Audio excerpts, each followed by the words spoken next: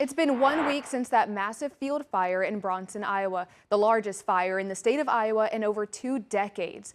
The fire burned over 3,000 acres, sent one person to the hospital, and destroyed many structures. KTIV's Nathan Price spoke with a woman who lost her childhood home in that fire. We lost everything. The home of Joyce Rusky and her brother Charles was one of two that was lost to the widespread grass fires in Bronson Saturday, March 28th. When she was able to return to view the damage, she said she didn't know what to do or how to feel. It was devastating. It was kind of a shock. You would think, you look around and nobody really was affected, and then we look up here and ours is gone. Rusky said the fire took the home she had grown up in, and along with it, items she could never replace.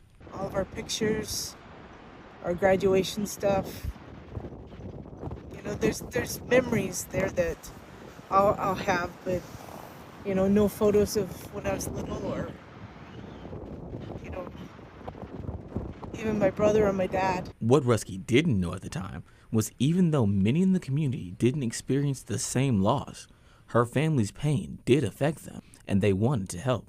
She says she was grateful for how the community, where people may live far apart, pulled together to offer support. It was amazing.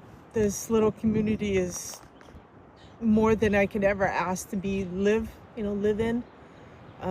Friends and neighbors, church groups, just everyone, even people I don't even know would say something, or donate. It was overwhelming. Rusky says all the support, even a prayer or a kind word, is just like the smallest blade of grass growing back through the ashes, giving her hope that everything will be okay.